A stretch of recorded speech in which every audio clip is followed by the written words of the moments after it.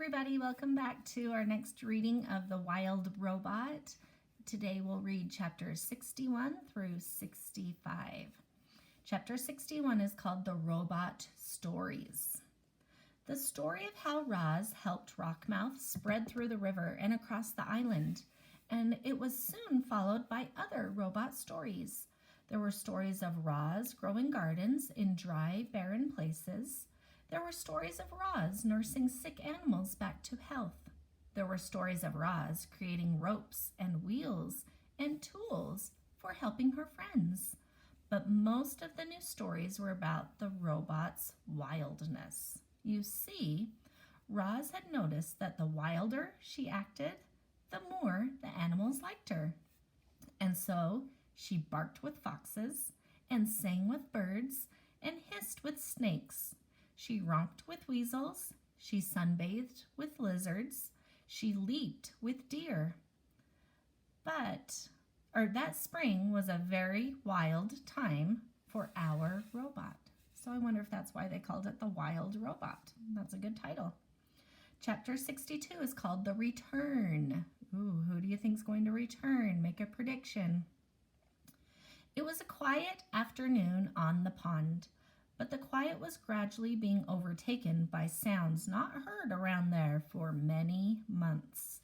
The sounds grew louder, and then a flock of geese appeared above the trees. Honk, honk, honk. Most flocks of geese move lazily through the sky and trail off in wobbly lines, but not this one. This flock was fast. It flew in a perfect V formation, and it was led by a small, graceful goose. The flock flew once around the pond before gliding down and gently splashing into the water. The geese gathered in a tight group in the middle of the pond. They floated there for a while, softly honking to one another, and then the leader broke away from the others. He swam straight toward the nest, waddled into the garden, and fluttered up to his mother's shoulder. "Welcome home, son," said Roz. "It's good to be back, Ma," said Brightbill. And there's a picture of Brightbill come back. There's Roz with her foot. Okay. Chapter 63 is called The Journey. After months of separation, Roz and Brightbill, mother and son, were together again. They had so much catching up to do. They went into the nest, and the robot built a fire. Then the goose gazed into the flames and told the story of his winter. This is what he said. "We spent the whole first day of our migration flying over the ocean. It seemed like the ocean would go on forever. But just when the flock was getting tired, Longneck pointed to some tiny islands on the horizon. We flew down to one of the islands and ate dune grass and rested our wings. After a few days of hopping from island to island, we reached the mainland and continued over fields and forests. And then the snow began to fall. I'd never seen snow before, and at first I thought it was beautiful, but it just kept coming. The others explained that the snow was early, that we were never supposed to see it, but there it was, piling up around us as we tried to sleep at night. Longneck worried that the weakest geese wouldn't survive, and he was right. We lost old Widefoot to that very first snowstorm. We tried to fly around the snowy weather, but we got completely lost, and the weather became even worse. Lakes and ponds and rivers began freezing over. We couldn't find food or water, so we ate snow, and that only made us colder. We had trouble cleaning ourselves, and our feathers became dirty and heavy. The flock was in bad shape, but Longneck kept us moving. "We are geese," he squawked, "and geese keep moving. Keep going." One day we were struggling through a snow shower when we saw something called a farm. It had perfectly square fields and enormous buildings. And stomping her way through the farm was a robot. She looked just like you, Ma. Longneck sent me over to speak to the robot, but I couldn't understand anything she said. So I just followed her through the farm and around a corner, and then I saw something I never expected. Here's a quick picture of the farm covered in snow. Plants, bright, colorful plants.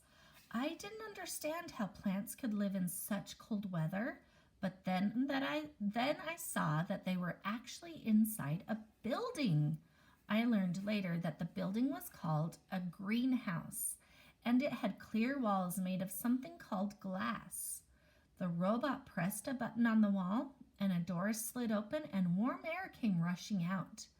I hadn't felt warmth in so long that I just had to follow her inside. Ma, it was like summer in there. The air was warm and sweet and sticky, and there were rows and rows of different plants. The robot didn't pay any attention to me, so I wandered around the greenhouse, nibbling on leaves and drinking from puddles. Then I heard a scratchy voice behind me. If I were younger, I would have killed you by now. I spun around, and there was an old cat. She walked on stiff legs, and her fur was gray and clumpy. The cat's name was Snooks, and she didn't seem very nice. But then she saw the other geese out in the cold with their faces pressed against the glass, and she told me how to open the door. You can rest here, said Snooks as the flock hurried in, but stay out of sight. The humans aren't as friendly as me. None of us knew what humans were, but we didn't care. We were just happy to be out of the cold. Loudwing was so happy she cried. The flock drank and ate and bathed and slept and stayed out of the way. Snooks showed us where to leave our droppings so they wouldn't be noticed. And for a few days, the greenhouse was our home. Once or twice a day, the robot would go outside and return with a box or a bag, but most of the time she stayed inside and quietly worked on the plants. So there's a picture of the gardening robot. So I wonder if that's what Roz was created for, is to take care of plants, and maybe that's why she's so good with her garden. There was a barn that I just had to explore. It was filled with animals and machines and piles of straw and 2 robots. One robot was fixing a broken door when I walked in. She was using a loud spinning tool called a saw. She pushed the saw through a long piece of wood and dust shot into the air. Everything was going smoothly until the saw suddenly lurched forward and sliced right through 3 of the robot's fingers. But she was fine. A minute later, there was a thwip sound as she popped on a new hand. Then she went right back to work using the saw again. The other robot worked with the animals, chickens, sheep, pigs, and cows. They were all in cages. The chickens kept asking me how I'd gotten out of my cage. I was explaining that I'd never had a cage when I heard panicked squawks coming from the greenhouse. I ran back and found that a human had discovered the flock. We didn't know what he was saying, but he looked really angry. Longneck tried to defend us. He got in front and spread his wings and honked, but the human wasn't afraid. He pulled out a shiny stick and pointed it right at Longneck. Snooks hissed, "Look out, he's got a rifle!" Suddenly, a bright beam of light shot out from the rifle, and Longneck slumped to the floor. He was dead, Ma. Oh, this is so sad. The flock was so scared. We fluttered around and honked and knocked over plants, but the human kept moving toward us, pointing his rifle. So I pecked the button to open the door, and we ran outside into the cold and flew away from there as fast as we could. So they'd never seen a human before. They didn't know what to expect, and he didn't want them eating all his plants. So it looks like Roz was created also to take care of animals and to fix things and use the saw and things like that. So maybe she was just invented to just help on a farm. Without Longneck, the flock needed a new leader. Everyone wanted me to lead. I didn't know what to do, so I started by repeating Longneck's words. I squawked, "We are geese, and geese keep going." Then I took the point, and the flock spread out behind me. The weather had us all turned around, and nobody knew which way to go, so I just led us straight south. We saw more robots and humans and buildings, but we didn't stop. We knew we were way off course when we saw the ocean again. But at least it was a little warmer by the water, so I decided to follow the coastline for a while. There were more buildings by the coast. Most of them were on land, but some were in the ocean. The ocean buildings were dirty and crumbling and leaning in different directions. There weren't any humans or robots in those buildings, only sea creatures. We saw ships on the water. We saw ships on the land. We even saw ships in the air. They buzzed through the sky like giant dragonflies. And then we reached a place called a city where thousands of buildings and robots and humans and ships were all close together. When we stopped to rest on a rooftop, we met a friendly pigeon named Graybeak. She had grown up there, so she knew everything about the city. She flew us over towers and under bridges and kept us away from all the buzzing airships. And everywhere we went, there were robots. Some of the city robots were just like you, Ma, but others crawled on 6 legs, or rolled on wheels, or slid up and down the sides of buildings. Some robots were really small and some were really big. They moved things and cleaned things and built things and did every kind of job you can think of. Graybeak brought us down to a ledge on the side of a building and told us to look through the windows. Inside was a family of humans, and they had a Roz robot. When we looked into other buildings, we saw other humans with other robots. Every human seemed to have a robot. I told Graybeak about you, Ma, and she wanted to show us one last place. We flew out to the edge of the city to a really big building called a factory. Graybeak brought us to the roof windows, and we looked down into the factory and saw machines building sparkling heads and torsos and limbs. The factory was building robots. There's the picture of the factory. So this story is probably in the future where everybody has a robot to help them with whatever they're doing. Would you want a robot at your house to help you? Maybe to clean your room or do your chores? Okay. A machine held up a robot torso and put 2 legs under it, and they snapped into place. It put feet under the legs, and they snapped into place. It snapped arms into the shoulders and snapped hands into the arms. A head was snapped onto the top, and the robot was finished. Ma, the robot looked just like you. I think that factory is where you were built. I wanted to watch more robots being built, but it started snowing again, so we said goodbye to Graybeak and continued flying south. We saw fewer robots and humans and buildings and ships. The air became warmer and the snow disappeared. We started seeing other flocks of geese in the sky, so we followed them to the middle of a wide, grassy field where there was a lake and hundreds of other geese. We'd finally reached the wintering grounds. After all we'd been through together, our flock had become very close. We kept to ourselves, eating and resting and remembering the geese we'd lost, but after a few weeks, we began to mingle with the other flocks. We met geese from all over the world, and they told us about their homes and their migrations and their troubles with the winter weather. Every flock had lost geese on the way there. A few flocks didn't make it at all.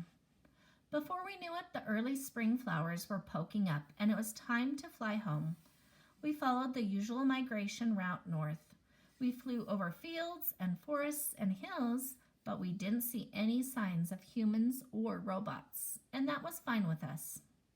Eventually, we reached the ocean, and then our island, and then our pond, and then I saw you. Okay, chapter 64 is called The Special Robot. After Brightbill told the story of his winter, he and his mother sat in silence and thought. They thought about poor Longneck and the human who had killed him. They thought about farms and cities and factories. They thought about Roz and where she truly belonged. Then after a while, Roz told Brightbill her own winter story. She spoke of her long, dark hibernation and of how she had awoken to find the nest caved in around her. She spoke of blizzards and frozen animals. She spoke of the many lodges she had built and the one that had caught fire.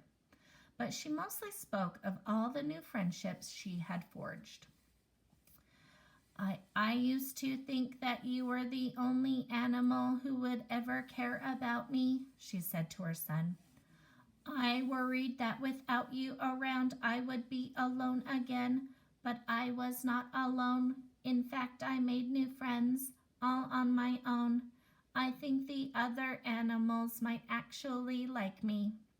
Of course they like you, Ma, squawked the goose. You're the most likable robot I've ever seen, and I've seen a lot. It was true. Bill had seen hundreds of different robots that winter, and none of them were anything like Roz. None of them had learned how to speak with animals, or had saved an island from the cold, or had adopted a gosling. As he sat there watching the robot's animal gestures and listening to her animal sounds, Brightbill realized just how special his mother really was. Okay, chapter 65 is called The Invitation. Roz was the first to arrive at the next dawn truce. She had an important announcement to make. The robot patiently waited in the great meadow as the sky slowly brightened and the animals slowly gathered. And once everyone was milling around and chatting, Roz began speaking in her perkiest voice. Pardon the interruption. If I could please have a moment of your time. The crowd settled down and listened to their robot friend. We made it through a terrible winter. A new generation of youngsters is arriving, and my son Brightbill has just returned to the island with his flock. I think we can all agree that there is much to celebrate. So in addition to the dawn truce this morning, I would like us to have another truce this evening. We can call it the evening truce, or better yet, the party truce. The crowd began chattering with excitement. I have planned a celebration, Roz continued, and you are all invited. I will take care of everything. Just please meet back here at dusk. Oh, and I have a little surprise. Actually, it is not little. It is quite large. The point is, I have planned a celebration, and I hope to see you all there. Sounds great, Roz, but I'm afraid there's one problem with your plan. Mr. Beaver blinked his beady eyes. The moon won't be out this evening, so it'll be too dark for some of us to see. You are half correct, said Roz. Tonight will be moonless, but it will not be dark, I promise. Now, if you will excuse me, I must prepare for our party. I will see everyone back here at dusk. Goodbye. Okay, that's the end of that chapter. I wonder what Roz has planned for the big surprise. We'll have to see tomorrow. Have a great day, dragons.